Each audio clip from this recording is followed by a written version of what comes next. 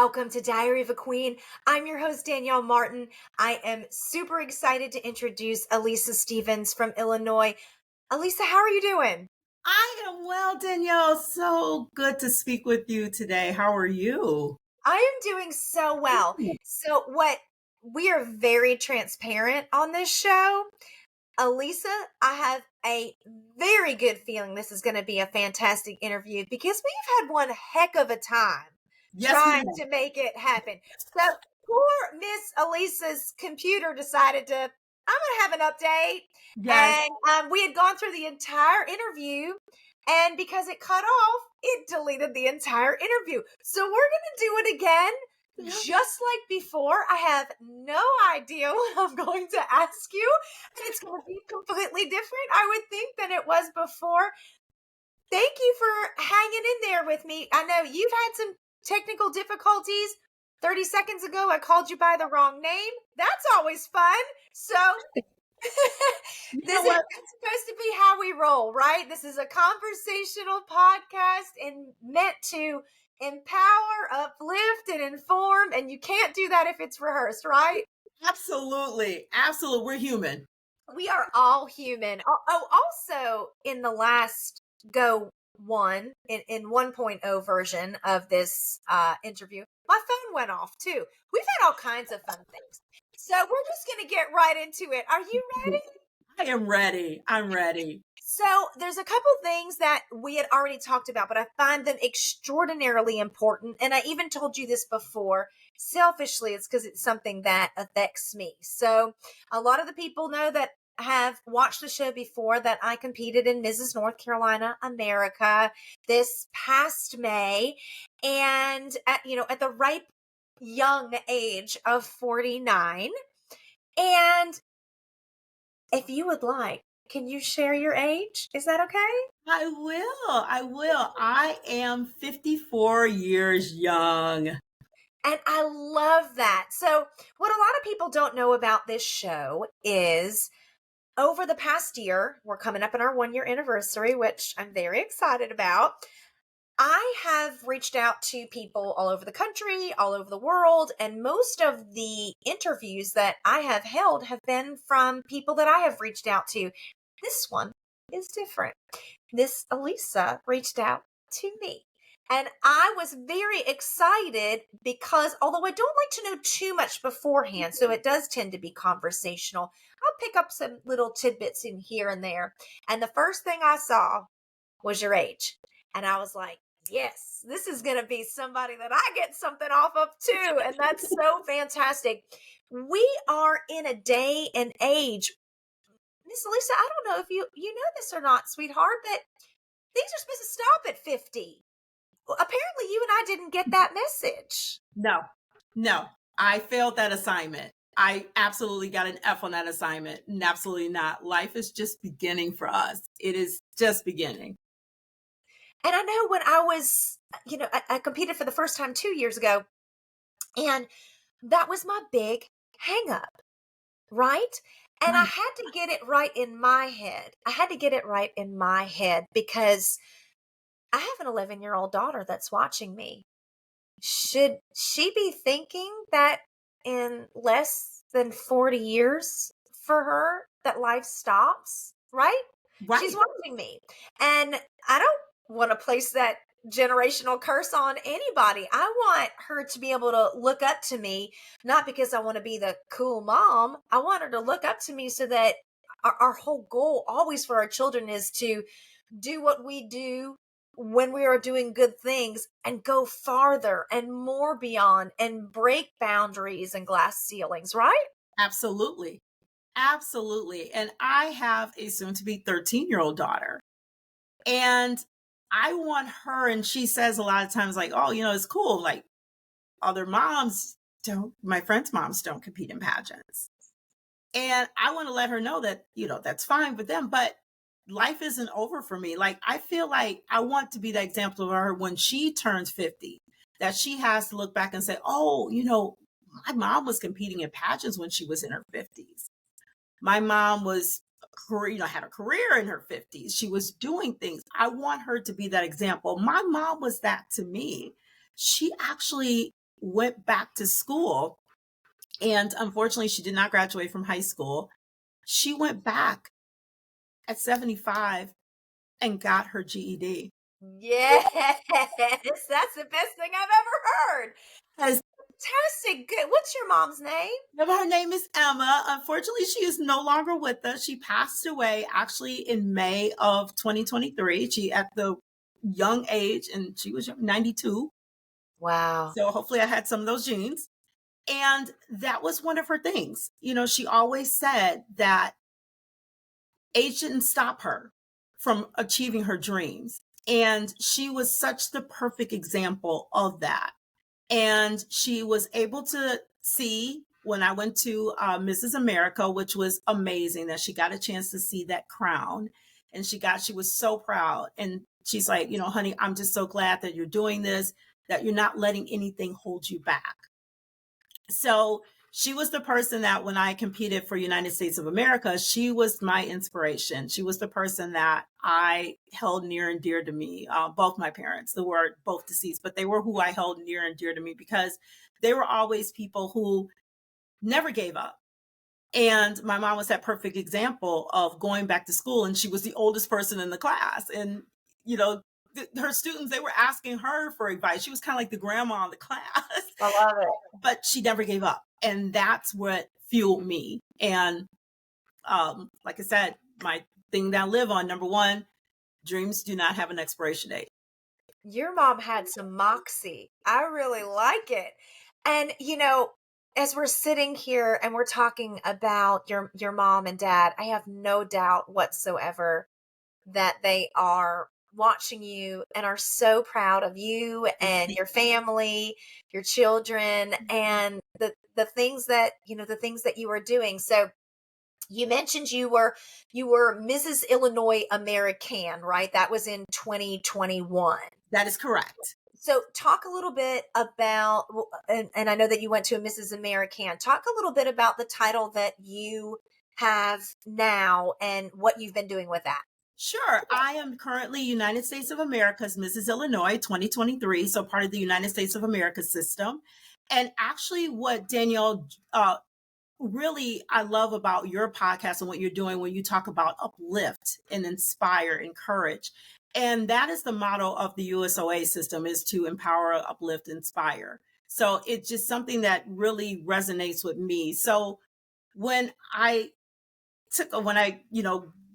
competed, I was like, yes, this system rings with me because those are things that I want to do and I do in my daily life. So when I won, I was quite excited. First of all, being the oldest winner, the oldest Illinois contestant, the oldest winning contestant. So I was excited about that. And then when I went to nationals, that was one of the things that I, really talked about a lot, was the fact that, being a woman of my age, that I wanted to show other women that they can do this as well. And I was happy to say that I was the oldest woman to make the top 12. I love it. Congratulations. I think that's amazing. I'm not sure at what point we decided as a society that certain things stop at a certain age. I mean, I can tell you, I'm not prescribing to it. No. Prescribing to it at all. And I'll have a lot of people, especially younger people, they mean well, right? They're not saying anything to be mean, but they'll say things like, I hope I look like you, or something to that effect, when I'm your age. How old are you? I get that one. What? Oh, well, don't worry about it, because 50's the new 30. Yeah. And we talked about this a little bit earlier. I don't want 50 to be the new 30. 50's the new 50. 50's amazing. All of the life lessons. So one of the things that I thought was incredible, I competed when I was younger. I hadn't competed in almost 20 years. State director had reached out to me, 10 plus years ago. And I was like, I'm not ready. And I wasn't ready. I wasn't ready here. Mm-hmm. And, so when it finally came time where I thought, okay, I'm ready, what am I bringing to the table? And it was when I started thinking about that, several things happened. The idea for this podcast happened a year ago. Um, how I viewed myself, how I viewed what I think my daughter is looking at me like, all of that came from wanting to compete. And I'll tell you why. When my family does not know me as a pageant person. My husband met me long after my pageant years. My kids, I don't even think my kids had ever even watched a pageant before. And so when I told them that I wanted to compete, it was my husband's birthday. It was my husband's birthday. It was September 22nd. And we had a whole bunch of people out. And one of his male friends, he said, "What are you talking about?" I said, "Well, I'm going to compete in a pageant." And he was like, "Okay, why?" And I said, "Why not?" And he's like, "Well, you know, you'll never win." I thought, okay, why? Yeah, I'm happy to know what your reason is, you know? And he said, "Because you're too old and you're no longer relevant." And I thought right then and there that was either going to squelch my fire or put gas on the flames. And for me, honey, Exxon was everywhere. Okay? I was like, I'm too what? Uh-uh. I've got I've got a daughter watching. I've got everything. And I thought, you know what? If people are telling me that, then certainly they're telling other people. That's kind of how the podcast was born, as a mode for people to and talk about all kinds of things that women have got going on in their life. Ageism is just one of them. We have all kinds of things. And if you've watched the show in the past, which you've confessed that you have, if you watched the show in the past, I talk a lot of time about masks. Women love to wear masks. We don't talk things out, especially with each other. It's just not something we do. So I thought that this was a great place, and title holders, because they tend to live a life of service, right? That's how I treat it, as a way to live a life of service.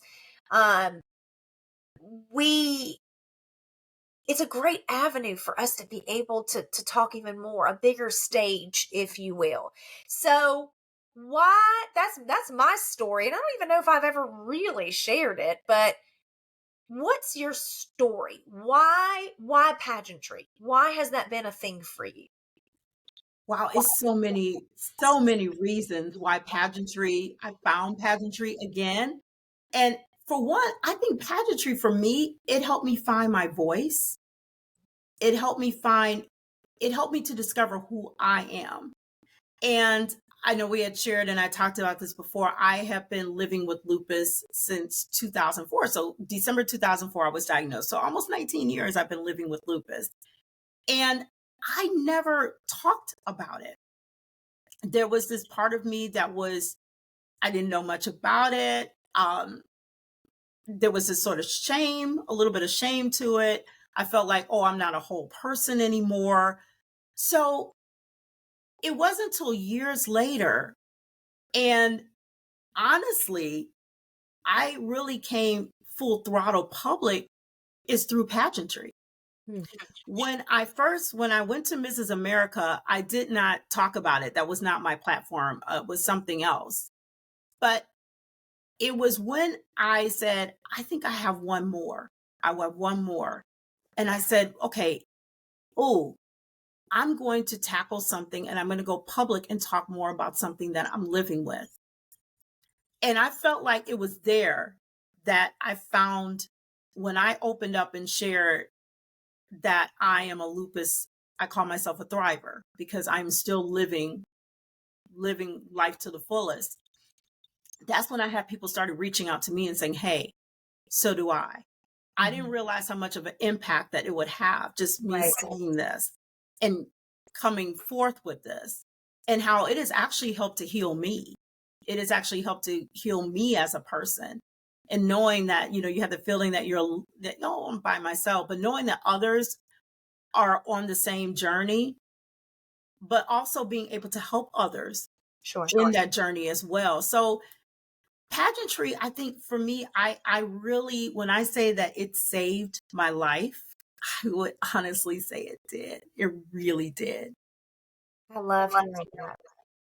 So I admittedly to you earlier know nothing about lupus. Mhm, And I have friends that have it, mhm. and I really just don't know a whole lot about it.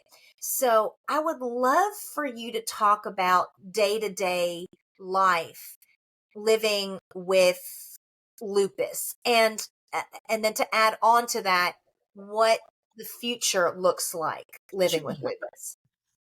What I'll say is that it looks different for everybody. And I will talk about particularly my experience. I'll first talk about what it is. And what it is basically your immune system is attacking itself. It's attacking your body. Mm-hmm. So it's like your immune system, our immune systems work that if it sees something that it's foreign, like, an object that's there, our cells go and attack and it gets rid of it. But in my case, it works, it's on overdrive. It attacks everything. So to some people, it affects their heart, it affects their lungs, it affects, organs and such. For me, it's a little different. I primarily have problems with like joint pain, joint stiffness. Fatigue is something that I deal with a lot. So that's what lupus looks like for me personally. My day to day, and it varies. It really varies. And that's the one thing about lupus. You can wake up and have all the energy in the world. Like wake up, you're like, oh, I'm going to go out here and I'm just going to boom, do this. And then you take a shower, and an hour later, you're like, I got to go back to bed because I'm just so tired. It varies. And I've learned medication, I've been on steroids, I've done other medications, but I had to learn really how to live and adjust. So for me, it's dietary. I, really am an advocate of healthy eating. Um, I do move, exercise. I do make sure that I keep movement in. And I also not only just working on my physical self, but my mental self as well. And surrounding myself with positivity. And I found a lot of that through pageantry as well, surrounding myself with positive women, and just positive people in general. Um, just making sure that I'm taking care of both sides, my mental and my physical self. So that's what's so important. And I'm so glad you brought that up, because while you were talking, the one thing that I was thinking is on those bad days, people don't think about diagnoses, the mental aspects, No, that it has. And that, you're living with it, but your entire family's living with it as exactly. well. So it's a group experience. So I love the idea of staying positive. Here's the challenge, right? Some days that's hard. Absolutely. So, for somebody that's watching right now, we have a diagnosis, whatever it may be. We've got something even tough going on in our lives. Mhm. What is your go to? How do you pull yourself up when the days are tough? I will tell anyone I am a God girl. I'm a spiritual being. I really, that's my faith. I go on my faith, and I just understand that this too shall pass, that it's a tough day, but there's always tomorrow. I look forward to tomorrow. That today is a challenge, yes. And I've had to learn to surrender. And that's what the thing I had, that was the biggest thing, was surrendering. Sometimes I have to surrender to I'm tired, or I have to surrender to I may have a little bit of pain today. But this doesn't define who I am. It's not me every day. And that tomorrow is a new day. And even if tomorrow is not, keep yourself looking forward to that next day. And just, it's okay to surrender. It's okay to say, I'm just going to have a day that I just need to stay in bed and work on and take care of my physical self and my mental self. So it's all about a lot of prayer, a lot of surrendering. I love that. Yeah. I have a saying that I always say to my kids. when they wake up in the morning, we'll talk about, the day and always say, today is an amazing day. It's way better than yesterday. Not quite as good as tomorrow, but today's the day. So that's Absolutely. something that we start off with in the morning. I know you're getting ready to give up your title soon. That is correct. In November, I will be crowning my successor. So what is next for you? We'll break it down. What's next for you in pageantry? Anything that we can hope for? Right now, That's a yes. no, you never ask a pageant girl if she that's one of those questions. One of those questions, Danielle, you know, that's a question. And part of me says, I am retired. Okay. I'm gonna retire after this. Because my daughter is now interested and Okay. she's competed before and she's interested and I want to spend my time with her. I have a senior in high school who's, looking to go away to school and she's eighth grader. So I want to spend at least this upcoming year focusing on my children, my husband. So right now I'm saying I'm retired, but I'm not selling anything yet. Yeah, You that's a never know. You never know. yes. I know that answer, girl. I've said it That's once, twice. other women. I want to help other women. That's pageantry. What's next for you in life in general?